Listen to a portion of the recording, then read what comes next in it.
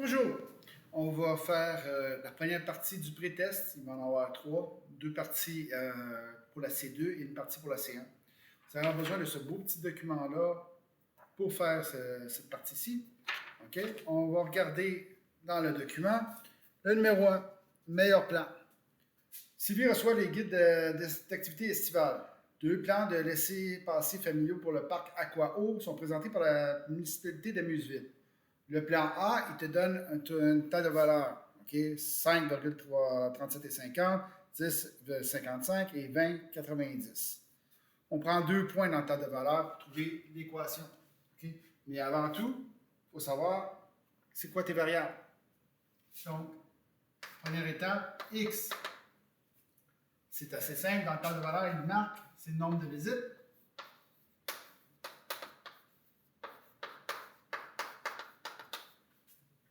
Y, c'est le coût. Tes équations. Plan A. Tu prends 2 points. On va prendre 10,55 et 20,90. Okay, c'est ceux qui ont marqué 0,0, mais on n'a pas besoin de faire suivre ça, là.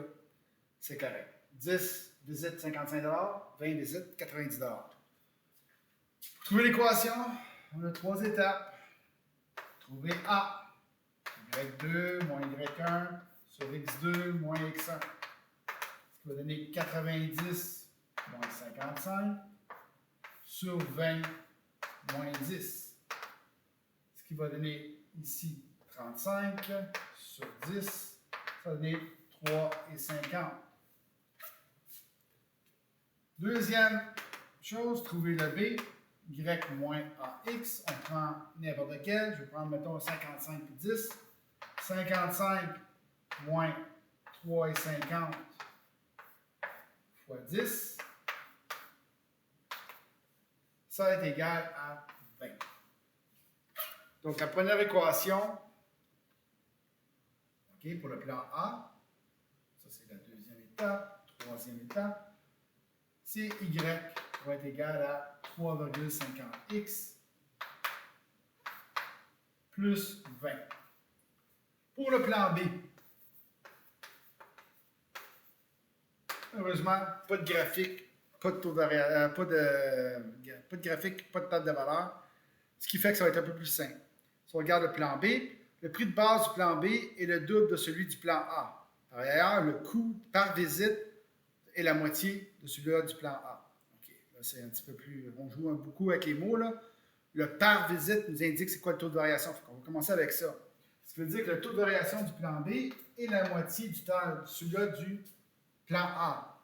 Donc, 3,50 divisé par 2, ça fait 1,75x. Et le coût initial, c'est le double. Donc, 20 fois 2, 40. Les deux équations, c'est ça. Troisième méga étape pour résoudre un problème, on fait la comparaison. Donc, 3,50x plus 20 est égal à 1,75x plus 40.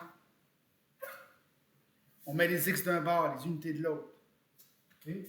3,50x moins 1,75x est égal à 40 moins 20. 1,75x va être égal à 20. On divise par 1,75. X va être égal à, excusez-moi, je vais regarder parce que je ne vais pas me tromper, 11,5 visites. Les Y. On prend encore l'équation.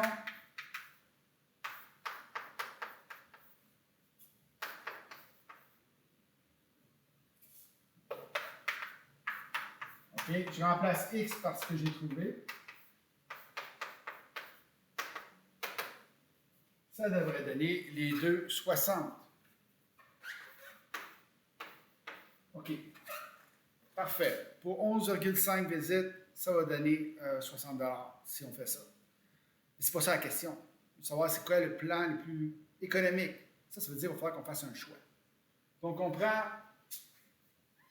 un point. On sait que x est égal à 11,5.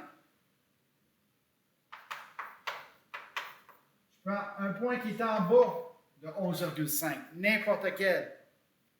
Je vais prendre 2, peut-être. OK? X égale à 2.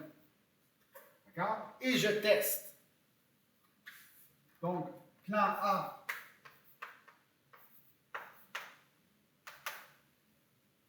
Y va être égal à 3,50 fois 2 plus 20. Ce qui va donner 27. Plan B.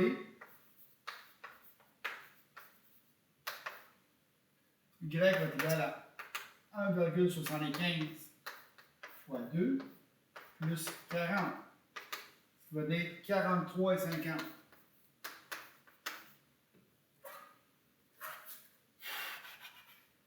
On a fait ça. OK? Ça, c'est nos résultats. Donc, qu'est-ce que ça veut dire? Ça veut dire que le plan A est avantageux, mais de 0 à 11,5 visites. Après ça, c'est le plan B qui est avantageux.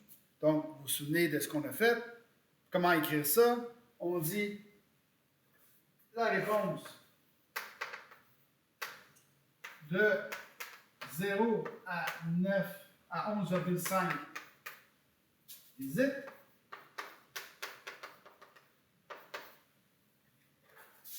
Plan A est avantageux.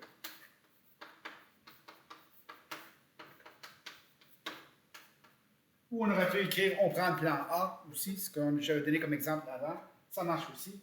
OK? Et de 11,5 et plus,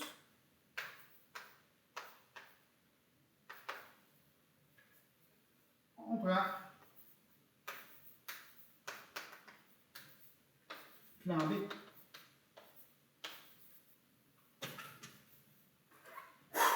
C'est long. J'aimerais ça dire que c'était court, mais ça ne l'est pas. OK? Et c'est un problème de ce genre-là qui s'en vient à l'examen. Donc, il faudrait le maîtriser. Le deuxième, numéro 2. Numéro 2, ils ont fait une partie de l'ouvrage. On va aller un peu plus rapidement. Juste un petit instant.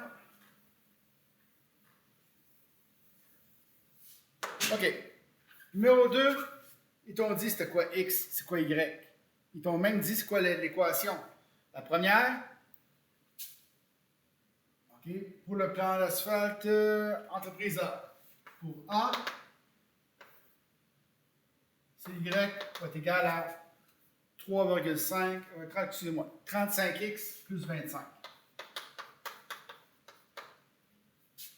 Le B, c'est un petit peu plus laborieux. Ils disent le coût d'asphaltage comprend un montant de base de 145 $. Quand ils disent un montant de base de 145 $, ça veut dire que tu as déjà un point. Tu as 0,145. Donc, juste pour se déplacer, ça te coûte 145 $. Ils n'ont rien fait encore. OK? En fin de compte, c'est ton B. On va le calculer tantôt, vous allez voir. Et le deuxième, ils disent, pour l'entrée du voisin, ça coûte 1696 $ pour 47 mètres carrés. Si tu regardes sur ton problème, ils disent X, c'est le nombre de mètres carrés, donc 47. Et Y, c'est le coût, c'est 1696. Bon, j'ai 2 points, il faut que je trouve une équation. Première étape, A, Y2 moins Y1 sur X2 moins X1. Ça va donner 1696 moins 145 sur 47 moins 0. Ce qui va donner comme beau résultat 33. Le B, je veux bien calculer le Y moins X, mais ça, en sérieux, on l'a déjà. Ils t'ont dit que le montant initial, c'était 145. On ne commençait pas à calculer. Donc, troisième étape, Y va être égal à 33X plus 145. Soit dit en passant, tu aurais pu essayer de le calculer en faisant Y moins AX, comme on fait d'habitude, et tu arrivé à 145 pareil. Parce que c'est vraiment ça la valeur de base. On a nos deux équations. On fait la comparaison. 35x plus 25 va être égal à 33x plus 145. Mets les x d'un bord, mets les unités de l'autre. 2x va être égal à 120, divisé par 2, divisé par 2, x égale à 60. Okay, je commence à aller plus rapidement parce que là, sérieusement, c'est ce qu'on fait, j'espère. OK? Donc, x égale à 60. Ce qui fait que je trouve les y juste pour être sûr.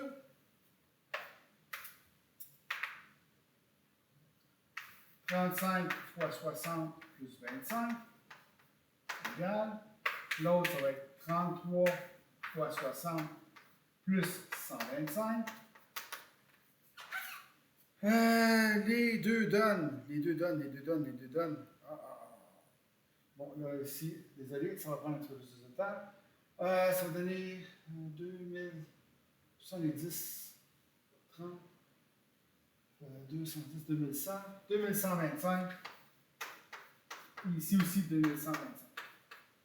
Okay. Quelle est ta question? Quatrième étape, réponds à la question. Qu'est-ce qu'il demande? Bien, il demande c'est quoi la longueur de ton entrée. Si tu sais que la largeur, c'est 6 mètres, bien, tout ton aire, tu l'as trouvé, c'est 60 mètres carrés. Tu as un rectangle d'un aire de 60 mètres carrés divisé par 6 mètres de longueur. Ta hauteur va être de 60 divisé par 6, ça va donner 10 mètres. Bon, c'est tout pour cette partie-ci, les deux premières questions. J'espère que vous avez bien compris. Sinon, venez me voir. Et on se revoit pour les deux prochaines. Au revoir.